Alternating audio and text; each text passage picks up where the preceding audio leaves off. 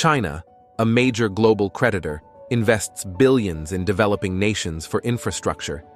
But does this aid or ensnare these nations in debt? In this video, we'll delve into the workings of China's debt trap, analyzing its impact on sovereignty, security, and development using examples from Sri Lanka, Djibouti, and Zambia. Hello and welcome to today's video, where we will explore how China's debt trap works. China is one of the world's largest creditors, lending billions of dollars to developing countries for infrastructure projects. But is China really helping these countries, or is it trapping them in a cycle of debt and dependence? Let's find out. What is China's debt trap? Is China a friend or an enemy? This is the question that many countries are asking themselves as they face the dilemma of accepting China's generous loans for their development projects.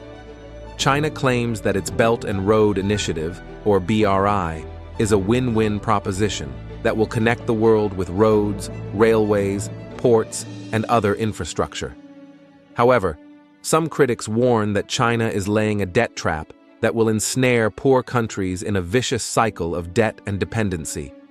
They accuse China of using its economic clout to extract political or economic concessions, or even to seize strategic assets from its debtors. Who is telling the truth? To find out, we need to examine some cases of China's lending and its consequences. Are they examples of cooperation or coercion? How does China's debt trap work? Sri Lanka, a small island nation in the Indian Ocean, is often seen as a victim of China's debt trap diplomacy, according to NDTV World Report. In 2010, Sri Lanka took a $1.5 billion loan from China to build a port in Hambantota, a sleepy town in the south. The port was part of China's ambitious Belt and Road Initiative, BRI, which aims to connect Asia, Africa, and Europe through infrastructure projects. The port was supposed to transform Sri Lanka's economy and trade, but it turned out to be a colossal failure. The port barely saw any ships or income, and Sri Lanka struggled to pay back the loan. In 2017, Sri Lanka had no choice but to hand over a 70% stake in the port and a 99-year lease to China in exchange for a $1.1 billion debt relief.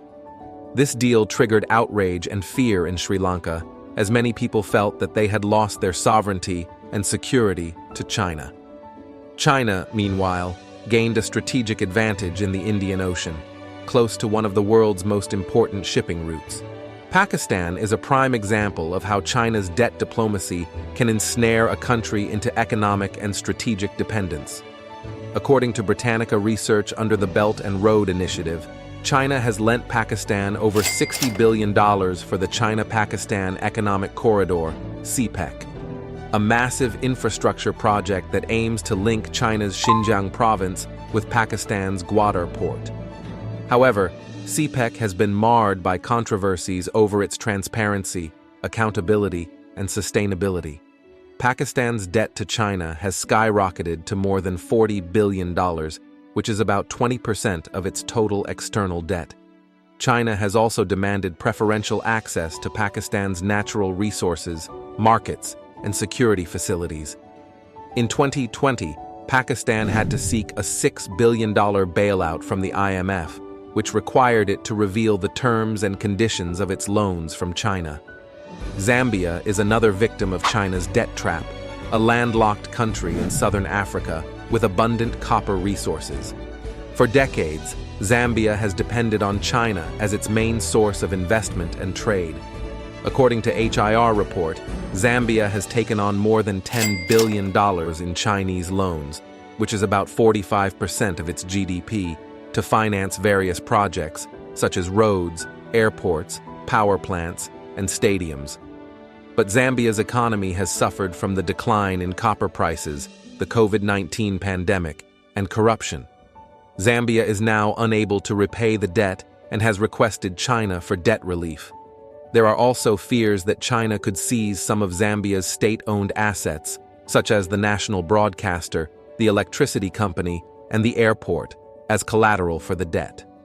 This has triggered public anger and distrust in Zambia, as many people accuse China of plundering their natural wealth and eroding their democracy. What are the implications of China's debt trap? These examples show that China's debt trap is not a simple or straightforward phenomenon. There are many factors and actors involved, and each case has its own context and complexity. However, some common themes and implications can be identified. BBC report says, China's debt trap has geopolitical implications.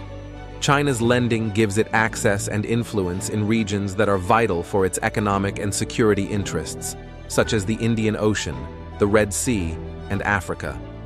China's lending also challenges the role and influence of other powers, such as the US, the EU, and India, who see China as a rival and a threat. China's lending could also create instability and conflict, as it fuels resentment and resistance among the local populations, who feel that their sovereignty and dignity are violated. Then, AP News says, China's debt trap has economic implications. China's lending creates a debt burden and a dependency for the recipient countries, who have to divert their scarce resources and revenues to repay the loans, instead of investing in their own development and welfare. China's lending also creates an uneven playing field for other investors and businesses who have to compete with China's state-backed companies and projects, which often enjoy preferential treatment and access. China's lending could also create a debt crisis, as it increases the risk of default and contagion, especially in the context of the COVID-19 pandemic, which has worsened the economic situation of many developing countries. Insights. S believes that China's debt trap has social and environmental implications. China's lending often supports projects that have negative impacts on the human rights and livelihoods of the local communities, such as land grabbing, displacement, labor exploitation, and pollution. China's lending also often ignores or violates the environmental standards and regulations of the recipient countries, as well as the international norms and agreements, such as the Paris Climate Accord.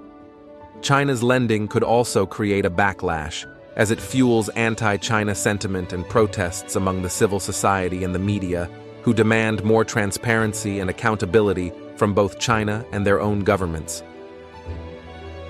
How does China's debt trap avoided or resolved? China's debt trap is a complex and controversial issue, and there is no easy or quick solution. However, some possible steps and measures can be suggested. First step, as per Chatham House, is that China should adopt more responsible and sustainable lending practices, such as aligning its loans with the development needs and priorities of the recipient countries, ensuring the economic viability and social benefits of the projects, respecting the sovereignty and laws of the host countries, and adhering to the international standards and norms on debt, human rights, and environment. China should also improve its transparency and accountability by disclosing more information and data on its loans and projects, and by engaging more with the stakeholders and the public, both at home and abroad. Next step, as per AP News research, the recipient countries should adopt more prudent and proactive borrowing policies, such as assessing their debt capacity and risks, diversifying their sources of financing, negotiating better terms and conditions with China, and strengthening their governance and institutions to manage the debt and the projects. The recipient countries should also improve their participation and oversight by involving more of their parliament, civil society, and media in the decision-making and monitoring of the loans and projects, and by holding their governments and China accountable for their performance and impacts.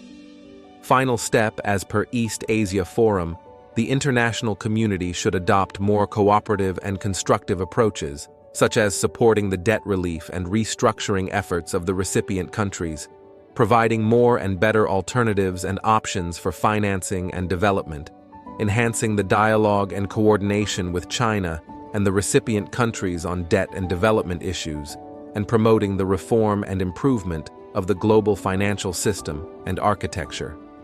China's debt trap is a reality for many developing countries, which are facing the challenges and consequences of borrowing too much from China for projects that are not always beneficial or feasible.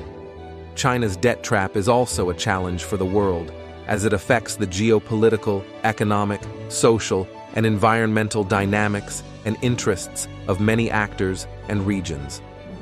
China's debt trap is not inevitable or irreversible, but it requires more awareness, responsibility, and cooperation from all the parties involved to ensure that the debt is used for development, not for dependence or domination.